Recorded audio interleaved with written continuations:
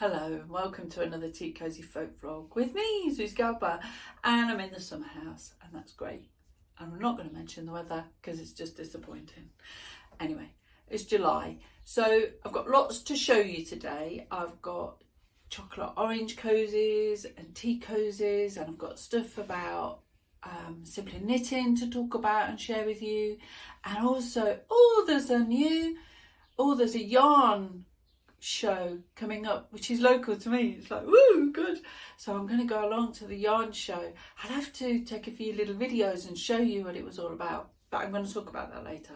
But I'm going to start off with the July chocolate orange cozy.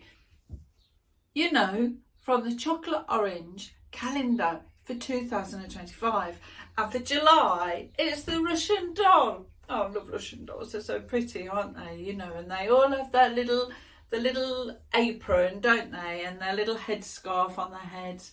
And here she is. And she's knitted in red and black, because that's kind of traditional, isn't it? You know, the nice bright prime colours. And she's got little flowers. And you knit the circles, but then embroider the petals on afterwards. And you embroider a little face on. And she fits onto a chocolate orange, and you can find her in the calendar for July, so they're still on sale. If you want one, you can get one, but that's her. And then later this month, on the 17th of July, I'm releasing a knitting pattern for the chocolate orange birthday cake, and here it is. Look, it's you know what, you know the little icon that you see on Facebook, you know, when you're wishing people happy birthday, and you know, you see the little cake. I kind of based it on that, you know, with the 3 candles on the top and a little cake. And it's kind of like a Victoria sandwich with jam in the middle. And there's a row of icing at the top and at the bottom. And they're all knitted in bobbles.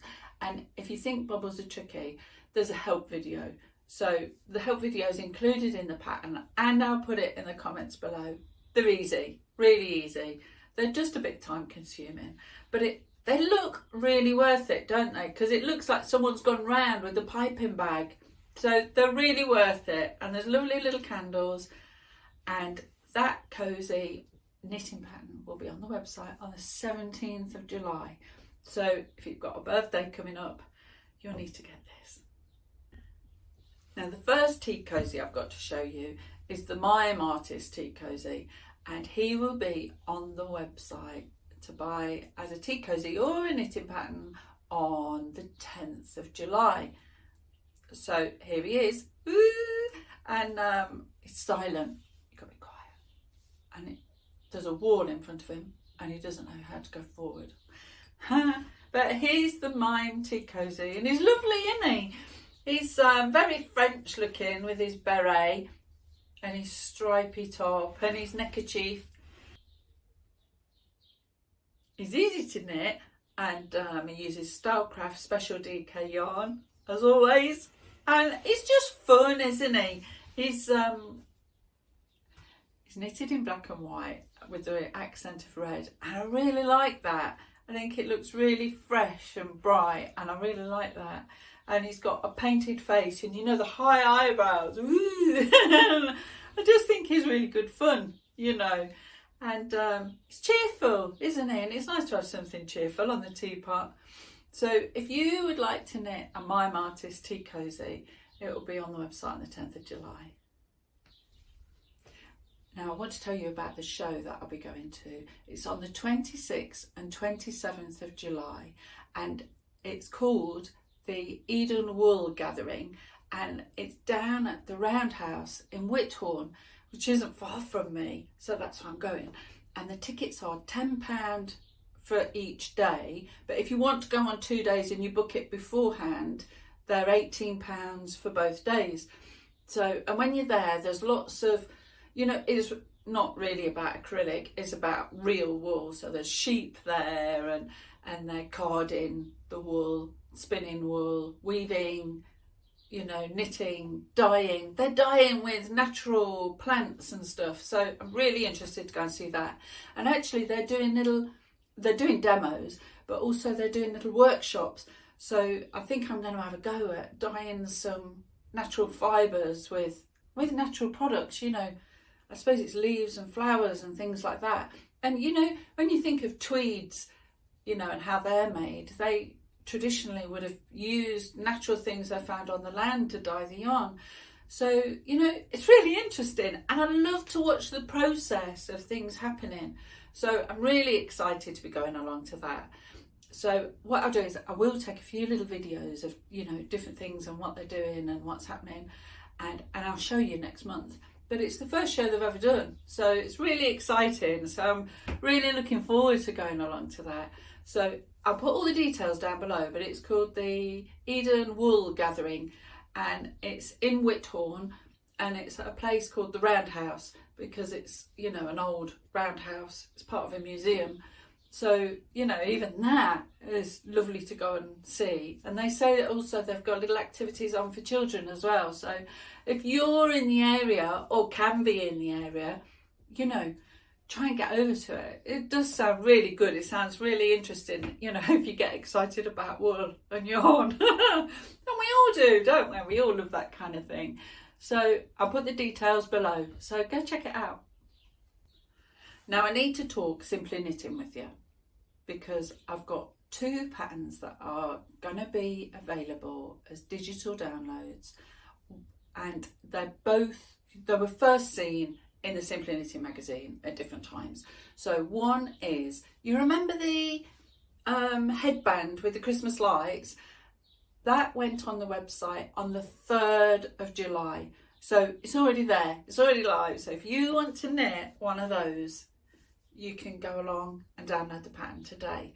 So I haven't got one with me, but I'll put a little video up so you can have a little look. There it is. So, you know, it goes on the head, it's got lovely lights on it, and it's not just a headband, there's a scrunchie as well. And the pattern is for both, so you can make the headband or the scrunchie or both. But you know, they're nice for going along to a party, or, you know, for children to wear. Children love that kind of thing. So there's that knitting pattern that's already on, that was in Simply Knitting.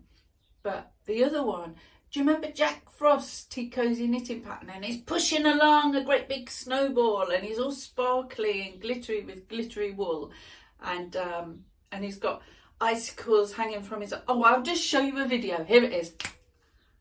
Now, so you can see he's all sparkly and glittery, and he's got icicles hanging off his arms, and he's all, you know, wintry looking because he's Jack Frost. And this knitting pattern will be available as a PDF digital download on the website on the 31st of July. So if you want a copy of that knitting pattern, you just got to wait till the 31st of July. Seems funny, doesn't it, thinking about Jack Frost in July? But anyway, they'll be available. They were first in Simply Knitting, but now they're on the TeaCosyFolk's website. So I'll put the details down below. So if you need to, you know, a quick click, you'll see it down there. We've come to that part of the vlog where I show you a knitting tip. And today's knitting tip is going to be on this tea cosy that I'm working on at the moment. Here's the Peregrine Falcon tea cosy. And the first tip is, if you want somewhere safe to keep your scissors, pop them in the spouts. It's amazing, isn't it? You know, their heads become pincushions, their spouts become scissor holders. Anyway, that's not the tip. I was just teasing. The tip is going to be about sewing on the eyes. Now, if you're like me, you'll love knitting tips, and I do. And you know, if anybody ever says, oh, there's knitting tips, I always go and have a look, because I want to, even if I just find one little gem, it was worth reading, right? So, you know, I always pop along and have a look. Now, I noticed a couple of years ago that Alan Dart has a knitting tips page on his website. Now, I love Alan Dart. I think he's amazing. I love his work. He's just fabulous. And I was gutted when he retired. It's like, oh, because he was in the Simply Knitting magazine every month with something amazing. It was just marvellous. It was wonderful. And anyway, so I had a look at his knitting tip page, because flipping heck, if I can get a knitting tip from Alan Dart, wow, that's just amazing, isn't it? So I read through, and he said that whenever you sew things together, sew them up using mattress stitch. And I thought, oh, maybe he's right. You know, it took me a while to ponder on it, but also to use that advice practically. And after I'd used it practically for a while, I thought, oh, Alan, I don't agree.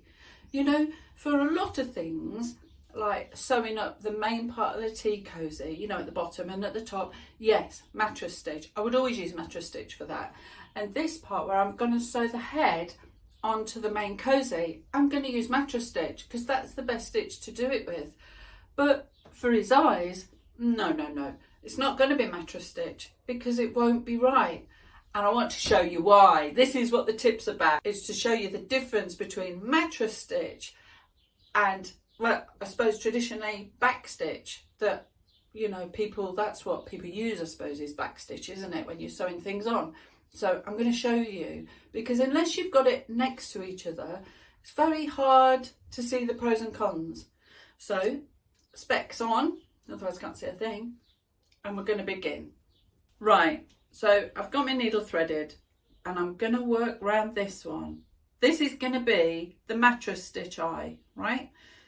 So mattress stitch is where you go around like this.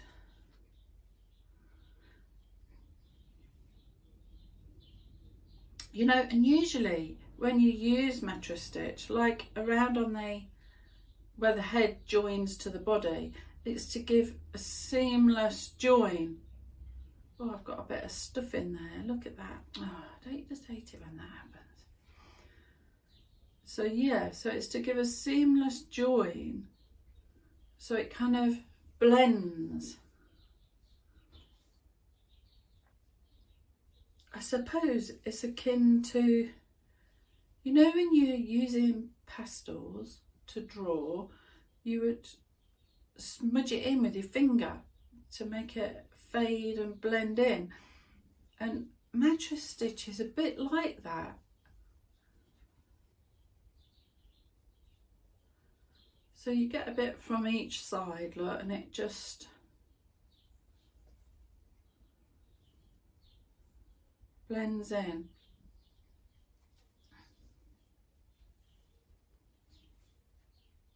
Of course, this is totally personal preference.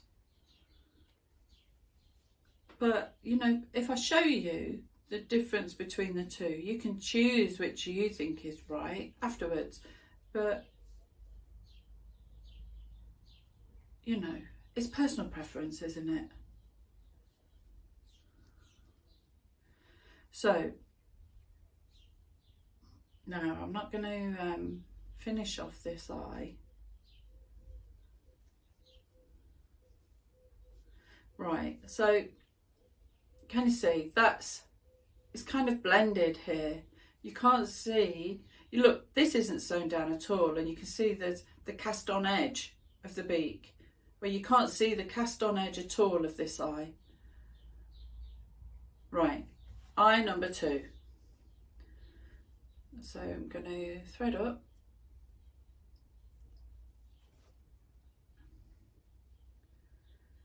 And this one, I'm going to do back stitch around it, just around the edge. Oh, the pin's there. It's always tricky to sew where the pin is.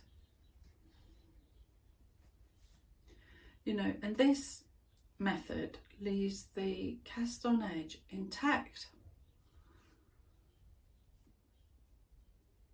And sometimes I think it's nice to see that edge because it gives a sharper finish.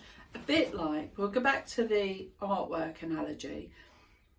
You know, when you're a kid and you're drawing with felt tip pens, or Walt Disney's a good example actually, they render around the outside in black. That's how Mickey Mouse is drawn. They've gone around all the lines in black pen, you know, like a colouring book, I suppose. And then they colour the middle bit in.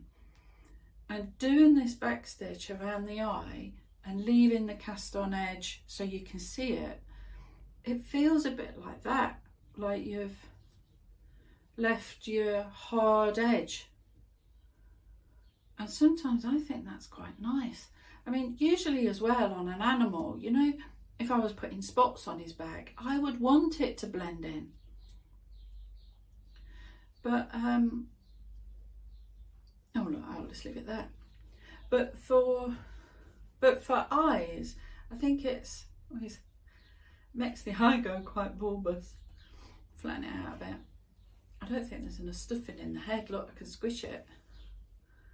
I'll have to rectify that. But now, so you can see the difference. So this is backstitch, and you can clearly see the cast on edge, and it's a much crisper finish to the work, to the look. And this side, it's done with mattress stitch, and the cast on edge has gone because that's the nature of mattress stitch. It hides that cast on edge, you know. And down here on the neck, it wouldn't be very nice to see a crisp edge like that, because it's supposed to all blend in. It's all part of the same bit of body, you know, so I would want that to blend in. Likewise on these patches on his neck, I would want them to blend in because it's all part of the plumage. But this is very different. It's a different bit of skin. These are not feathers. They're, you know, the skinny bits around the eyeball. So look, it's personal preference at the end of the day, but on an eye like this, I would say use backstitch, not mattress stitch. So that is the tip for today for sewing on. Well, just sewing on things where you want a solid line. This is what I'm working on at the moment, and I've not got very far. But, you know, I've got a calendar of what I'm going to knit every month, right? And I got to July and I didn't like what I'd written down. I thought, I'm not knitting that. So I've got a Facebook group. I don't know if you know, there's a Facebook group, and it's all about Tea Cozy Folk and the patterns and the cozies and what's, you know, being made, and people do test knitting for me. And it's just chatter about, you know, Tea Cozy Folk and things that are going on. And it's a really lovely group. Everybody in the group is lovely. They're so positive and friendly. And we have a bit of a giggle, and it's really nice. Anyway, I'll put the details of the group down below. If you want to join in, pop along, sign up. There are 3 questions. You need to answer them because I need to know that you're not a bot. But anyway, that's that. But because I didn't want to knit what was on the calendar, I thought I'll have a little poll on the Facebook group and ask the group members what I should knit next. And I wrote 5 ideas down and let them choose, you know. And they started choosing, which was great. And they chose a big wheel, you know, the fairground ride. The Americans call them Ferris wheels. And and I hadn't got any idea of how I was going to make one. I was just writing ideas down at the time of, oh, that'd be nice, wouldn't it? Anyway, this is as far as I've got. And this is the side of the main cozy. So you've got to use your imagination here.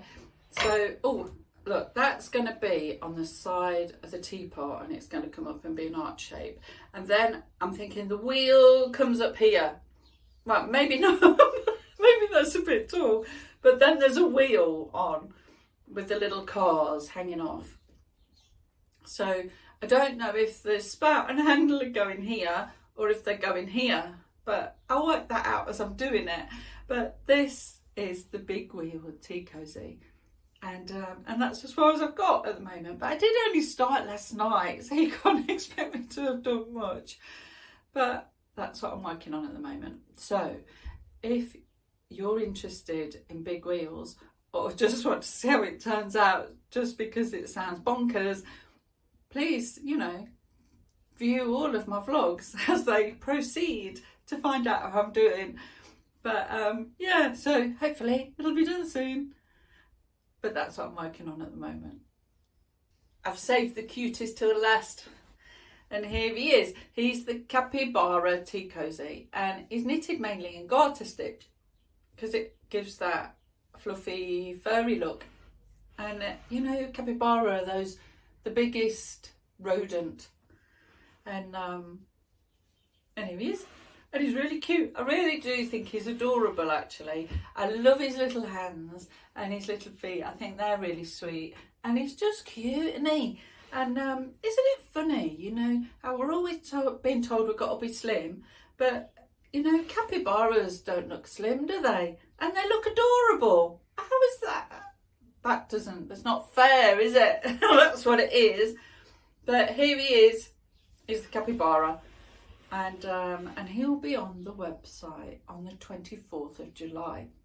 So if you want to knit a capybara, you'll be able to knit one then. But yeah, he's just cute, isn't he? So, so he'll be on the website soon. That's all I've got to show you for July, but it's a lot, you know, a lot has been happening during July.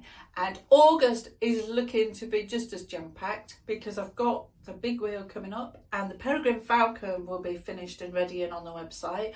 And also I want to bring you some video footage of that lovely show down in Whithorn.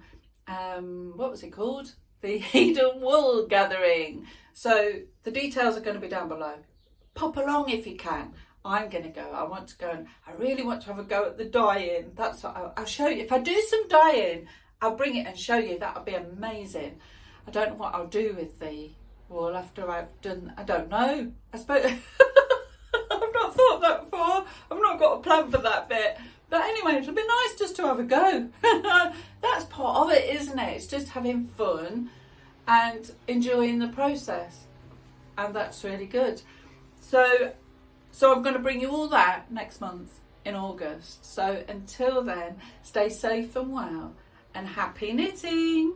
And I'll see you in August, beginning of the August. That'll be good. And I'll talk to you some more then and show you what I've been working on. So have a good July and see you in August. Okay, goodbye.